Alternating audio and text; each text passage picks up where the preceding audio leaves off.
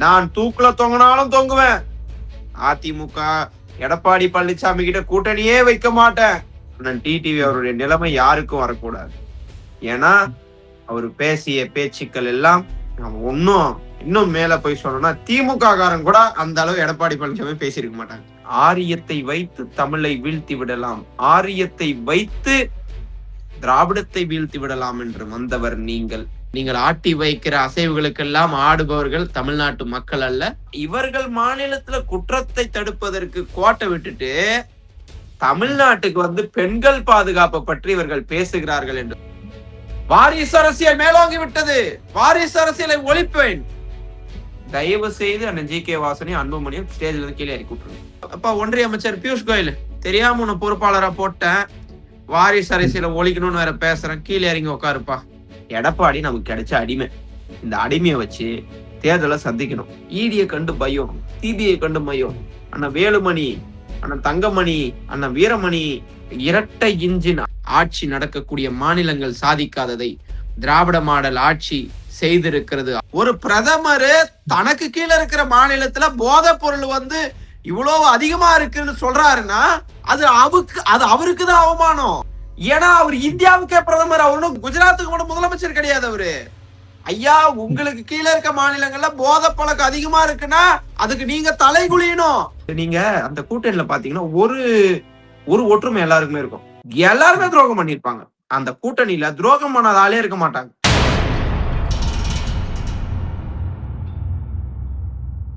மைச்சலை 360 தோழர்களுக்கு வணக்கம். இன்று நம்முடன் திமுகவின் செய்தி தொடர்பாளர் தோழர் ரஜினி இருக்காங்க. அவங்க கிட்ட சமகால நிகழ்வு குறித்து கேட்டு தெரிஞ்சுக்கலாம். தோழர் வணக்கம். வணக்கம்.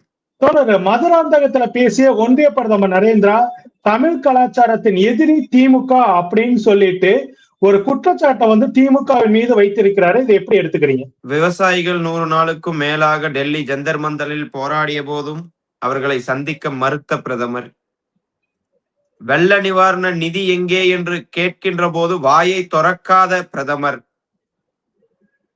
கல்வி நிதி ஏற்க வேண்டுமா, மும்மொழி கொள்கையை ஏற்று நீங்கள் கையெழுத்திட்டால் தான் உங்களுக்கு கல்வி நிதி கிடைக்கும் என்று தர்மேந்திர பிரதான் சொன்ன போது வாயை திறந்து பேச மறுத்த பிரதமர், இருமொழி கொள்கைதான் எங்களுடைய கொள்கை என்று நாங்கள் முழக்கமிட்ட போதும் வாயை திறக்காத பிரதமர், தமிழ் மொழியை அழிக்க வேண்டும் என்று ஒற்றை குறிக்கோளில் மொழியை அழிக்க நினைக்கிற வஞ்சகம் பிடித்த RSS கும்பலின்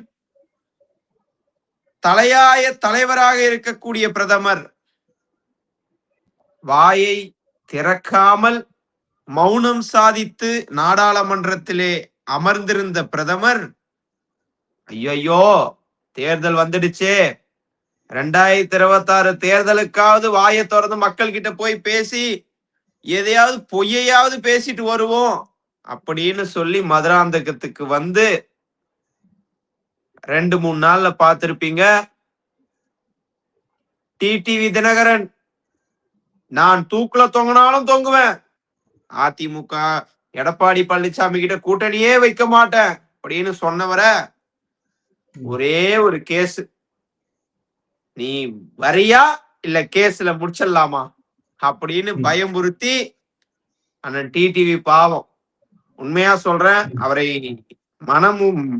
மனமுகந்து நான் வருத்தப்படுறேன். அண்ணன் டிடிவி அவருடைய நிலைமை யாருக்கும் வரக்கூடாது. ஏன்னா அவர் பேசிய பேச்சுக்கள் எல்லாம் இன்னும் மேல போய் சொல்லணும்னா திமுக காரன் கூட அந்த அளவு எடப்பாடி பழனிசாமி பேசியிருக்க மாட்டாங்க.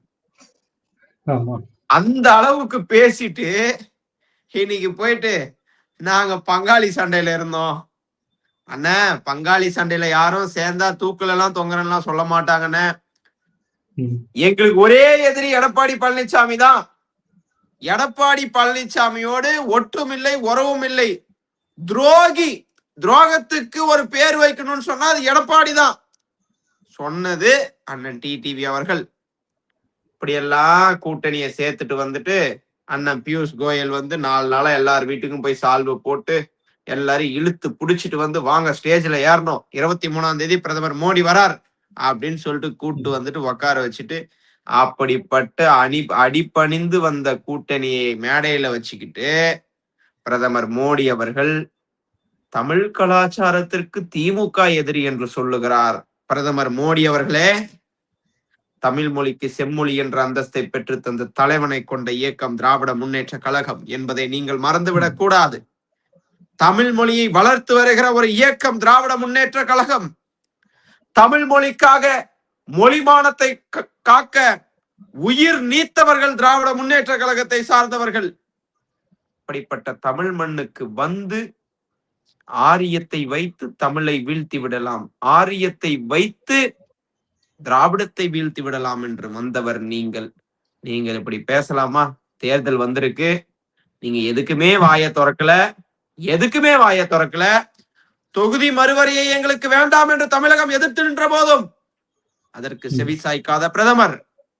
ஆளுநர் தலையீடு இருக்கிறது, ஆளுநர் மாநில சுயாட்சியை தலையிடுகிறார், மாநிலத்தில் முதல்வர் ஆட்சி செய்யும் போது ஆளுநர் தலையிடுகிறார் என்று எதிர்த்து கேள்வி கேட்ட போதும் வாயை திறக்காத பிரதமர். மதுரை மெட்ரோ எங்கே, மதுரை மெட்ரோ எங்களுக்கு எங்கே சென்றது என்று கேள்வி கேட்ட போது வாயை திறக்காத பிரதமர். ஒசூர் விமான நிலையம் எங்க சார்?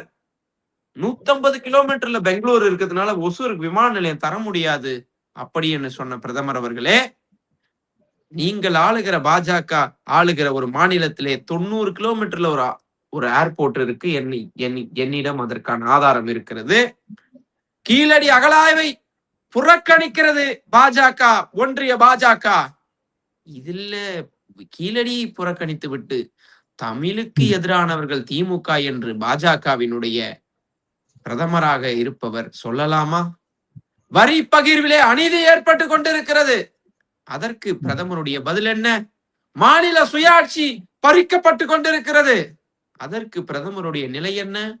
இப்படி தொடர்ந்து தமிழகத்தின் மீது ஏளனமாக தமிழகத்தின் மீது ஏவப்படுகிற ஒரு ஏவுகணையை தமிழகத்திலே தொடர்ந்து ஏவி விட்டு கொண்டிருக்கிற பிரதமர் மோடி அவர்கள் 100 நாள் வேலை திட்டத்தை பறிக்கக்கூடிய ஒரு செயலை இன்றைக்கு மகாத்மா காந்தி என்ற பெயரை நீக்கிவிட்டு வேறொரு பெயரிலே வந்து அந்த 100 நாள் திட்டத்தை முடக்கக்கூடிய ஒரு வேலையை செய்து கொண்டிருக்கக்கூடிய பிரதமர் மோடி அவர்கள், ஜவுளித்துறையை இன்றைக்கு புறக்கணித்து வரக்கூடிய மோடி அவர்கள், இன்றைக்கு உயர் நீதிமன்றங்களிலே தமிழ் மொழியை நசுக்கக்கூடிய ஒரு வேலையிலே ஈடுபட்டு கொண்டிருக்கிற பிரதமர் மோடி அவர்கள், காவேரி விவகாரத்திலே அநீதியை இழைத்துக் கொண்டிருக்கிற பிரதமர் மோடி அவர்கள், ஜல்ஜீவன் திட்டத்திலே தமிழகத்திற்கு அநீதியை தந்து கொண்டிருக்கிற ஒரு பிரதமர் மோடி அவர்கள், அவர் செய்த அநீதிய அண்ணன் கோபிநாத் அவர்கள் இப்படியே உட்காந்து கேட்கணும். நானும் இப்படியே பேசிட்டு இருந்தேன்னா ஒரு 4 மணி நேரம் கூட ஆகும். இவ்வளவு அநீதியை இன்றைக்கு பிரதமர் மோடி அவர்கள் செய்து, இவ்வளவு அநீதி செஞ்சுட்டு எந்த தைரியத்துல வந்து தமிழ்நாட்டுக்குள்ள வந்து மதுராந்தகத்துல வந்து இவ்வளவு வாய்க்கிலேயே 45 நிமிடம் பேசிவிட்டு செல்கிறீர்கள் என்று சொன்னால், தமிழ்நாட்டு மக்கள் உங்களுக்குன்னு அவ்வளவு இழிச்சம் வாங்களா? நீங்க வந்து பேசி விட்டு போயிட்டா உங்களுக்கு ஓட்டு போடுறதுக்கு தமிழுக்கு எதிரானவர்கள் திமுக இது மக்கள் எல்லாம் ஆமா ஆமா கரெக்ட் தான் அப்படின்னு சொல்லிட்டு உங்க என்டிஏ கூட்டணிக்கு பின்னாடி வந்துருவாங்கன்னு நினைக்கிறீங்களா? சார், தமிழக மக்கள் விழிப்பாக இருக்கிறார்கள். நீங்கள் சொல்லுகிற பொய்க்கெல்லாம் ஆடுகிற அசைவுகளுக்கு நீங்கள் ஆட்டி வைக்கிற அசைவுகளுக்கெல்லாம் ஆடுபவர்கள் தமிழ்நாட்டு மக்கள் அல்ல. தக்க பாடத்தை தக்க நேரத்தில் தமிழ்நாட்டு மக்கள் உங்களுக்கு புரிய வைப்பார்கள். முன்னாள் முதலமைச்சர் ஜெயலலிதா அவர்கள் குற்றங்களை தடுப்பதில் சிறப்பாக செயல்பட்டாங்க. தமிழ்நாட்டுல இப்ப வந்து பெரும் குற்றவாளி கும்பல் நடத்துகிற ஆட்சியால வந்து பாத்தீங்கன்னா மோசமான பாதிப்பு தமிழ்நாட்டுல வந்து பெண்களுக்கு ஏற்பட்டிருக்குது அப்படின்னு சொல்லிட்டு இந்த மோசமான நிலை சரி பண்றதுக்கு தேசிய ஜனநாயக கூட்டணிக்கு ஆதரவு தாருங்க அப்படின்னு சொல்லிட்டு பிரதமர் நரேந்திரா வந்து பேசியிருக்காரு. அதாவது இந்த ஆட்சியாளர் குற்றவாளி கும்பல் அப்படின்னு சொல்லிட்டு ஒரு முத்திரையை குத்தி அவர் பேசுனதை எப்படி எடுத்துக்கிறீங்க? கர்நாடக சிறப்பு நீதிமன்றத்தில் நீதிபதியாக இருந்த ஜான் மைக்கேல் டி குன்கா 4 ஆண்டு சிறை தண்டனை, 100 கோடி ரூபாய் அபராதம், மீதம் இருக்கிற 3 பேருக்கு 10 கோடி அபராதம், 4 ஆண்டுகள் சிறையிலே அவர்களை அடைக்க வேண்டும். முதல்வராக இருக்கிற அம்மையார் ஜெயலலிதா அவர்கள் உடனடியாக பரப்பன அக்ரகார சிறையிலே அடைக்க வேண்டும் என்று சொல்லி அந்த சிறையிலே சிறைவாசம் இருந்தவர் அம்மையார் ஜெயலலிதா என்பதை பிரதமர் மோடி அவர்கள் மறந்து விட்டார் போல. குற்றத்தை தடுத்தவர் என்று சொன்னார், குற்றத்தை மேற்கொண்டவரே அவர்தான். சொத்து குவிப்பு வழக்கிலே இல்ல சிறை இல்ல அதே சொத்து குப்பை வழக்குல இலக்கியம்பட்டியில வந்து பார்த்தா 3 மாணவிகளை எரித்து கொன்றவர்களும் அதே அதிமுக குரூப் தான். அதிமுக என்பது ஒரு எந்த முதல்வரும் அம்மையார் ஜெயலலிதாவை போல இறந்த பிறகும் தண்டனை பெற்று அன்றைக்கும் இறந்த பிறகும் A1 அவங்கதான். A2, A3, A4 சசிகலா, இளவரசி, சுதாகரன் மறைந்த அவர் அம்மையார் ஜெயலலிதா அவர்கள் மறைந்த பிறகும் மீதம் இருக்கிற 3 பேரும் அழகா ஜெயில போயிட்டு 3 வருஷத்தை கழிச்சிட்டு இங்க வந்து சேர்ந்திருக்கிறாங்க. இத பிரதமர் மோடி அவர்கள் மறந்திருப்பார் போல. இன்றைக்கு பெண்கள் பாதுகாப்பை பற்றி பேசுகிறார்கள். பெண்கள் பாதுகாப்புல அதிகமாக பெண்களுக்கு எதிராக குற்றம் நடைபெறுகிற இடம் மத்திய பிரதேசம். இந்தியாவிலே ஃபர்ஸ்ட் பிளேஸ். 2வது உத்தரப்பிரதேசம். ஃபர்ஸ்ட் பிளேஸ் எடுத்துக்கிட்டீங்கன்னா ஃபர்ஸ்ட் ஒரு 5-6 பிளேஸ் பாஜக ஆளக்கூடிய மாநிலங்கள்.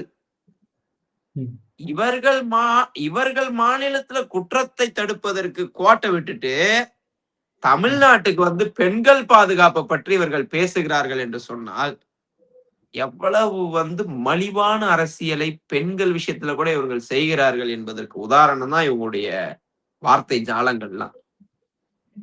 வாரிசு அரசியல் மேலோங்கி விட்டது, வாரிசு அரசியலை ஒழிப்பேன். தயவு செய்து அண்ணன் GK வாசனையும் அன்புமணியும் ஸ்டேஜ்ல இருந்து கீழே இறக்கி விட்டுருங்க. வாரிசு அரசியலை ஒழிப்பேன். ஒழிங்க.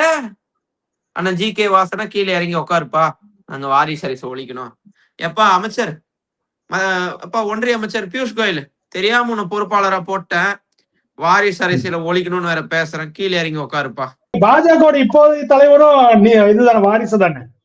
அதுதான் நிதின் நபீனுடைய தந்தையார் அவர்கள் 4 முறை சட்டமன்ற உறுப்பினராக இருந்தவர்.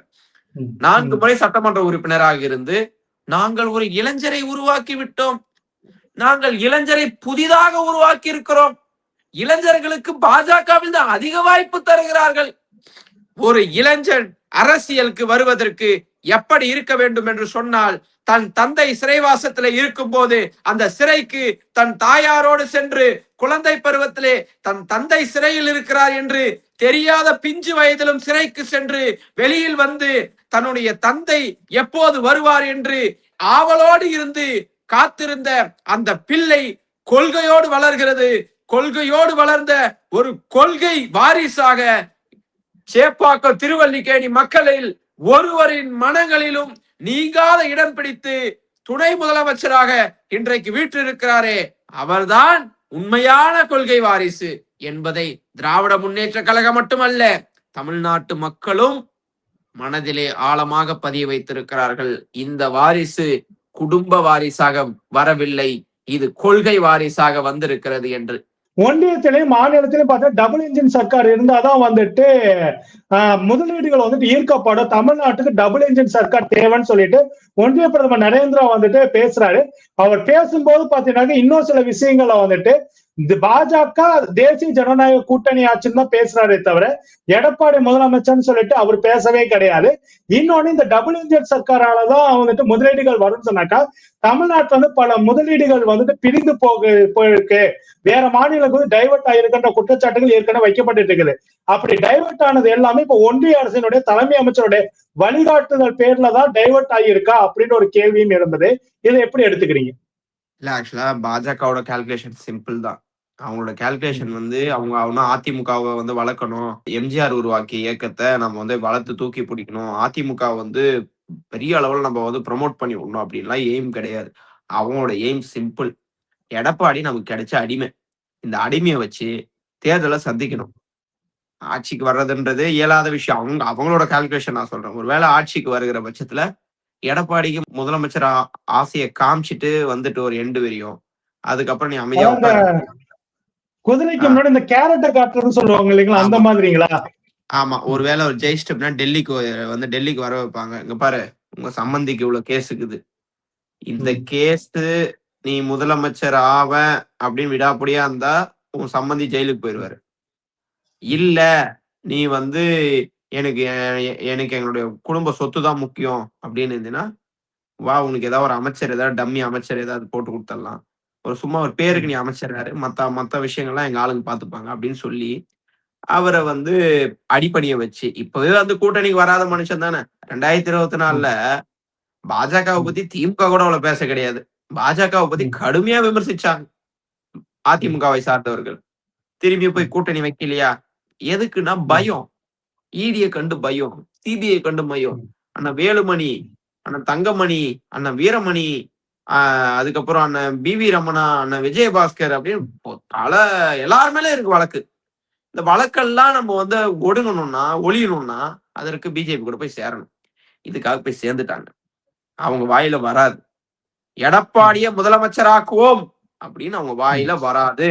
எடப்பாடி தலைமையில் தான் ஆட்சி அமையும், அதிமுக ஆட்சி அமையும் என்று அவர்கள் வாயில் வராது.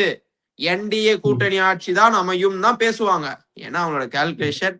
நீங்க ஏக்நாத் ஷிண்டே கதை என்னாச்சு? ஏக்நாத் ஷிண்டேவை வரவழைக்கிற மாதிரி வரவழைச்சு இன்றைக்கு அங்க வந்து இவங்க கால் தடத்தை பதிச்சிட்டாங்க. அவரை வந்து கூட்டிட்டு வந்து ஆசையை காமிச்சு, வா உனக்கு நம்ம இப்படி பண்ணலாம், நீதான் துணை முதலமைச்சரு, நான் முன்ன வந்து முதலமைச்சர் ஆக்கலாம் அப்படின்னு சொல்லி ஆசை வார்த்தையை காட்டி பேசி வந்து அதற்கப்புறம் என்ன ஆச்சுன்றது தெரியும்.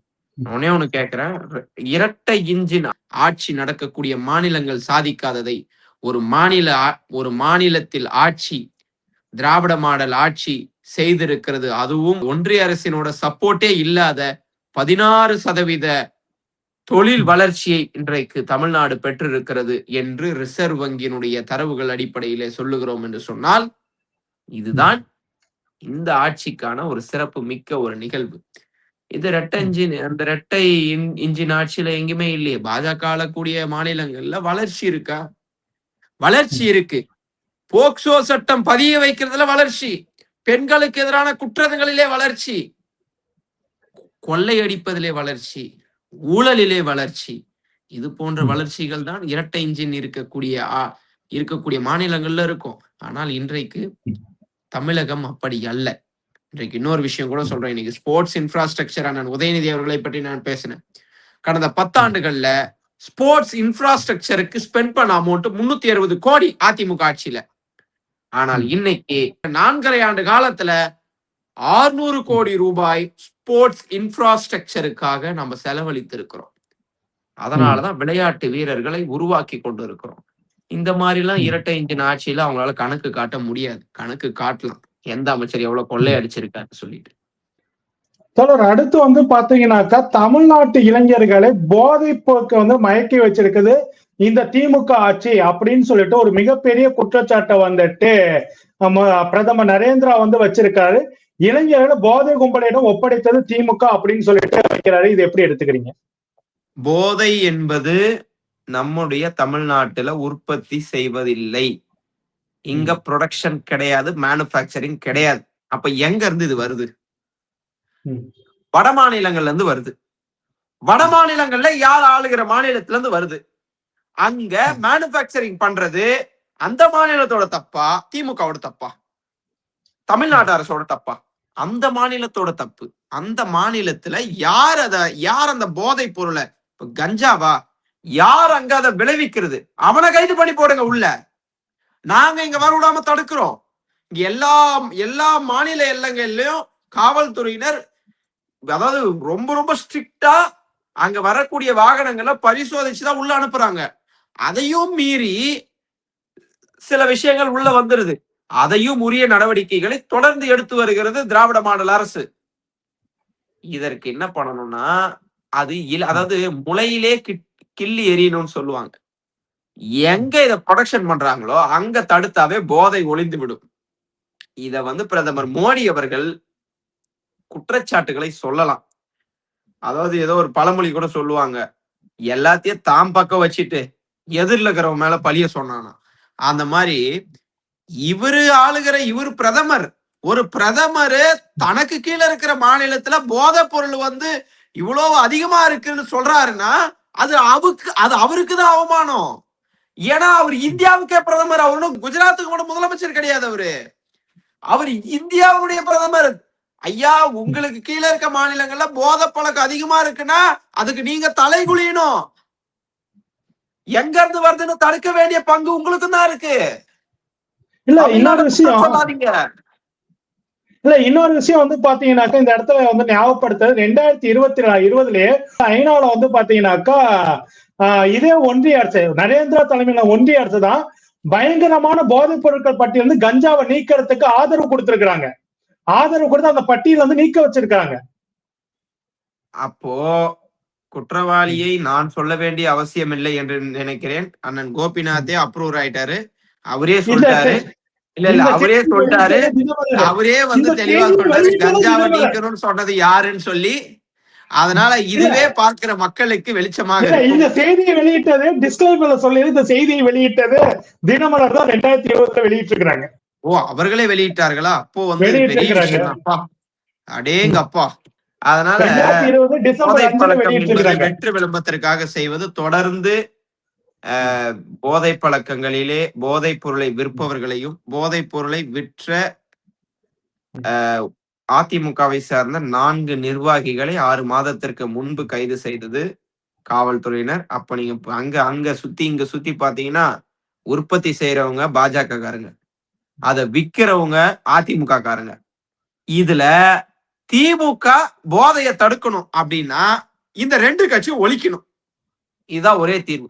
திமுக ஆட்சியை மக்கள் வெறுத்து விட்டனர் அப்படின்னு சொல்லிட்டு எடப்பாடி பழனிசாமி, அன்புமணி, டிடிவி தினகரன் 3 பேரும் ஒன்னா நின்னு பிரஸ் மீட்ல வந்து பேசியிருக்காங்களே. வெறுத்தது இவர் எங்க போய் பார்த்தாருன்னு தெரியல எனக்கு. வெறுத்தது திமுகவை மக்கள் வெறுக்கிறார்கள். உங்களையும் பிரிந்த காதலர்களாக இருந்த இருவரை ஒருவர் வெறுத்தார்களே தவிர நீங்கள் டிடிவி வெறுத்தீர்கள், டிடிவி உங்களை வெறுத்தார். அதற்கு முன்பு அன்புமணி ராமதாஸ் அவர்கள் 24 புகார்களை உங்கள் மீது சொல்லி உங்களை வெறுத்தார். அப்போது நீங்கள் அன்புமணி ராமதாஸை வெறுத்தீர்கள். 2024 தேர்தலிலே அண்ணாமலை உங்களை வெறுத்தார். நீங்கள் அண்ணாமலையை வெறுத்தீர்கள். இன்னைக்கு சொல்றேன், உங்க மொத்த கும்பலையும் தமிழ்நாட்டு மக்கள் வெறுத்து ஓட ஓட விரட்டக்கூடிய நாள் 2026. மறந்துடாதீங்க. எடப்பாடி பழனிசாமி ஒரு குடும்பம் வாழ்றதுக்கு 8 கோடி மக்களை வந்து சுரண்டிட்டு இருக்கிறாங்க. உதயநிதி ஸ்டாலினுக்கு எந்த ஒரு தகுதியும் இல்லை. ஆனா அவர் வந்துட்டு எம்எல்ஏ ஆயிட்டாரு, அமைச்சர் ஆயிட்டாரு, இப்ப துணை முதலமைச்சர் ஆகிறாரு. அடுத்து வந்துட்டு அவர் தான் முதலமைச்சர் ஆகணும்ன்றது ஸ்டாலின் நினைக்கிறாரு. இதெல்லாம் எப்படி சரியாகும்? ஒரு குடும்பத்தை சேர்ந்தவங்க கட்சியிலும் ஆட்சியிலும் அங்க வந்துட்டு இடமா இருக்குது, இது சரியா அப்படின்னு சொல்லிட்டு எடப்பாடி பழனிசாமி பேசுறாரு. நான் கேக்குறேன், எடப்பாடி முதலமைச்சர் ஆனதுக்கு என்ன தகுதி இருக்கு எடப்பாடி பழனிசாமிக்கு? எடப்பாடி பழனிசாமி அவர்கள் எப்படி முதல்வர் ஆனாரு? டேபிளுக்குள்ள போக முடியாத போய் அந்த அம்மா காலை புடிச்சு முதல்வர் ஆயிட்டு அந்த அம்மாவே எட்டி வச்சவரு. அந்த வயசு அது டேபிளுக்குள்ள நுழையிறது எவ்வளவு கஷ்டம் தெரியுங்களா? எவ்வளவு கஷ்டம் இருக்கணும். இல்ல உண்மையாவே அந்த பயிற்சி எடுத்து முயற்சி எடுத்து பல வித்தைகள்லாம் கையாண்டு டேபிளுக்குள்ளே நுழைந்து ஒரு மாபெரும் சாதனையாக டேபிள்குள்ள நுழைகிற போட்டியில் முதல் பரிசை பெற்ற என் ஆருயிர் அண்ணன் எடப்பாடி பழனிசாமி அவர்களே, நீங்கள் எடுத்த முயற்சி வேறு, எங்கள் அண்ணன் உதயநிதி அவர்கள் எடுக்கிற முயற்சி வேறு. கொள்கை சிங்கமாக தான் சொன்னதற்கு மன்னிப்பு கேட்க வேண்டும் என்று உயர் நீதிமன்றமும் உச்ச நீதிமன்றமும் உத்தரவிட்ட போதிலும் தான் சொன்ன வார்த்தையில் உறுதியாக நின்றார். இன்று வென்றார் மக்கள் மனங்களை தொடர்ந்து வென்று காட்டியிருக்கிறார் எங்களுடைய அண்ணன் உதயநிதி ஸ்டாலின் அவர்கள். மக்கள் மனங்களை யார் வெல்லுகிறார்களோ அவரே சிறந்த தலைவனாக அண்ணன் உதயநிதி அவர்கள் தமிழ்நாட்டில் உருவெடுத்து விட்டார். விரைவில் தமிழகத்தை ஆளக்கூடியவராக அவர் உருவெடுப்பார். நேர்மை இல்லாத திமுக ஆட்சியை வந்துட்டு விரட்டி அடிக்கணும் அப்படின்னு சொல்லிட்டு அன்புமணி பேசி இருக்கிறதோடு திமுக வந்துட்டு கொடுத்த வாக்குறுதியில 13% மேல நிறைவேற்றல. குறிப்பா கல்வி கடன் தள்ளுபடி, நகை கடன் தள்ளுபடி வந்து செய்யல அப்படின்னு வந்துட்டு அன்புமணி ராமதாஸ் வந்து பேசியிருக்கிறாருங்க. ஏங்க, அன்புமணி ராமதாஸ் இதெல்லாம் பேசுறது இருக்கட்டும், இவரு மாம்பழ சின்னத்தை அந்த பேனர்ல போட்டு அவங்க அப்பா காலில் பாவம் அதை பாக்குறப்ப எனக்கே வந்து கஷ்டமாயிடுச்சு. ஏங்க, அது எங்க சின்னம், நான் உருவாக்கின கட்சிங்க, அந்த சின்னத்தை அவங்க பயன்படுத்த தடை விதிக்கணுங்கன்னு சொல்லிட்டு அவர் பேசிட்டு இருக்காரு. நான் தயவு செய்து அண்ணா அன்புமணி அண்ணன் வாங்க பேசுங்க, வெரி குட்ண்ணா, சூப்பர், வந்து நிறைய விஷயம் பேசுங்க. நீங்க நகை கடன், கல்வி கடன் நிறைய விஷயம் சொல்லுங்க. ஃபர்ஸ்ட் உங்க அப்பாவை கொஞ்சம் பாத்துக்கிட்டீங்கன்னா கொஞ்சம் நல்லா இருக்கும். அவரு இந்த கட்சியை நிறுவினவரு. நான் பார்த்த வரலாறுகளில், நான் படித்த வரலாறுகளில் நான் தெரிந்து கொண்டது, சைக்கிள்ல சைக்கிள்ல கிராம கிராமமா சென்று அந்த பாட்டாளி மக்கள் கட்சியை வளர்த்தவர் ஐயா ராமதாஸ் அவர்கள். இன்றைக்கு அவரையே புறம் தள்ளிவிட்டு நீங்க அந்த கூட்டணியில பாத்தீங்கன்னா ஒரு ஒரு ஒற்றுமை எல்லாருக்குமே இருக்கும். எல்லாருமே துரோகம் பண்ணிருப்பாங்க. அந்த கூட்டணியில துரோகம் பண்ணாத ஆளே இருக்க மாட்டாங்க. அந்த கூட்டணியில எடப்பாடியா அவரு ஒரு துரோகம். அண்ணன் அன்புமணியா அவரு ஒரு மிகப்பெரிய துரோகம். அண்ணன் ஜி.கே. வாசனா அண்ணன் காங்கிரஸ்ல இருந்து இங்க துரோகம் பண்ணிட்டு அங்க போனவர். அந்த மாதிரி இது என்டிஏ கூட்டணி இல்ல, இது ஒரு துரோக கூட்டணி. பிறருக்கு துரோகம் செய்து தன் கட்சியை வளர்த்தவர்களை ஒருங்கிணைத்து வைத்து ஒரு கூட்டணி உருவாக்கப்பட்டிருக்கிறது. அதற்கு பேர் என்டிஏ கூட்டணி, அதற்கு பேர் இன்னொரு பேர் துரோக கூட்டணி. ஒன்றியப்ப நம்ம நரேந்திரா பேசும்போது கிட்டத்தட்ட 1 கோடிக்கு அதிகமான வீடுகளுக்கு வந்து குடிநீர் வசதி கொடுத்திருக்கோம், 60 லட்சம் மக்களுக்கு வந்து பாத்தீங்கன்னா கழிப்பறை வசதிகள் எல்லாம் கொடுத்திருக்கோம்னு சொல்லிட்டு, இதனால பாத்தீங்கன்னா தமிழ்நாட்டுல இருக்கக்கூடிய ஏழை தாய்மார்களுக்கு பெரிய வசதி கிடைச்சிருக்குன்னு சொல்லி இருக்கிறாரு. அது மட்டும் இல்லாம தமிழ்நாட்டுல வந்துட்டு அனைத்து வீடுகளுக்கும் குடிநீர் கிடைக்க செய்வோம் அப்படின்னு சொல்லிட்டு ஒரு வாக்குறுதியும் கொடுக்கிறாரு. இதை எப்படி பாக்குறீங்க? வெயில் காலம் வந்தா உத்தரப்பிரதேசத்துல அவங்கவுங்க தண்ணி இல்லைன்னு சொல்லி கிணத்துல வந்து தோண்டி தோண்டி தோண்டி தண்ணி வரல, குளிக்காக தண்ணி வேணாம், எங்களுக்கு குடிக்கிறதுக்காக தண்ணி வேணும்னு சொல்லி வறட்சியில வாழ்றோம்னு சொல்லி பாக்குற காணொலியெல்லாம் நம்ம பார்க்காம இருக்கோமா? இந்த மாதிரி பச்சை பொய்ய பேசலாமா? இங்க தமிழ்நாடு ஓரளவு வந்து நம்ம சரி கட்டிடுறோம். ஏனால் இங்க ஒரு மக்களாட்சி நடைபெற்று கொண்டு இருக்கிறது. பாஜக ஆளும் மாநிலங்கள்ல எவ்வளவு பிரச்சனை தெரியுமா? சுகாதாரம், ஒரு குழந்தைகளுக்கு சுகாதாரம் இல்ல, ஒரு வேலை வாய்ப்பு இல்ல. வேலை வாய்ப்பு இல்லாததுனாலதான் அங்க இருக்கிற இளைஞர்கள் தமிழ்நாட்டை தேடி வராங்க. வந்தோரை வரவேற்று அவர்களுக்கு வேலை வாய்ப்பை அளித்து கொண்டிருக்கிற அரசு திராவிட மாடல் அரசு. அதனால இவ்வளவு குடிநீர் கொடுத்துட்டோம் பேசுறதுக்கு நல்லா இருக்கும். ஆனா பிராக்டிகலா அங்க போய் பாத்தீங்கன்னா இன்னும் வந்து ஆவரேஜ் இன்கமே அங்கெல்லாம் பாத்தீங்கன்னா 15,000 தாண்டல. நம்ம தமிழ்நாட்டுல பெர் கேபிட்டா இன்கம் வந்து 3 lakhs கிட்ட போயிட்டு இருக்கும். இத வந்து புரிஞ்சுக்கணும் பிரதமர் மோடி அவர்கள். பேசுவதற்கு முன்னாடி அப்ரிஷியேட் பண்ணனா கூட போகுது, பொய்யான தகவலை பேசக்கூடாது. ஏன்னா ஒரு நாட்டினுடைய பிரதமர் அவர். அதனால இது மோடி அவர்கள் மதுராந்தகத்துக்கு வரட்டும், அடுத்து காஞ்சிபுரத்துல காஞ்சிபுரம் தாண்டி போட்டோம், ஈரோடு போட்டோம், மதுரை போட்டோம், எல்லா அதாவது 29 இதுக்கும் போட்டோம், எல்லா டிஸ்ட்ரிக்டும் போட்டோம், எல்லா மாவட்டம் போட்டோம், 234 தொகுதிகளுக்கும் போட்டோம். கவலையே கிடையாது. 234 தொகுதிகளுக்கும் சென்று மோடி அவர்கள் பிரச்சாரம் செய்தாலும் திமுக வெல்வதை யாராலும் தடுக்க முடியாது என்பதை ஆணித்தரமாக தெரிவித்துக் கொள்கிறேன். இவ்வளவு நேரம் உங்க கருத்துல பகிர்ந்து கொண்டதுக்கு மிக்க நன்றி தோழர். நன்றி தோழர். தமிழக மக்கள் வந்து ரொம்ப தெளிவாதான் இருப்பாங்களே தவிர்த்து இது அயோத்தி மாதிரி ஆக்கலாமே, இதுல என்ன தவறுன்னு கேக்குறாருன்னா அப்ப அவர் எந்த அளவு இவருக்கு அறிவு இருக்கு நயினார் நாகேந்திரன் அவர்களுக்குன்னு இதுலயே மக்கள் தெளிவா புரிஞ்சிருப்பாங்க. அப்ப நீங்க என்ன சொல்ல வரீங்க? நேரடியா நாங்க அப்படிதான் பண்ணுவோம், நாங்க பிஜேபியை உள்ள நுழைக்கிறதுக்கு RSS மூலமா எல்லா காரியங்களையும் நாங்க இதெல்லாம் வந்து ஒரு சின்ன விஷயங்கள் அப்படியே குட்டி குட்டியா அரிச்சு அப்படியே பெரிய பூதாகரமா ஆக்கி அதுல ஒரு சந்தோஷப்படுறதுதான் பிஜேபியோட நோக்கம். என்னன்னா தமிழக மக்களுடைய நிம்மதியை கெடுக்கும்.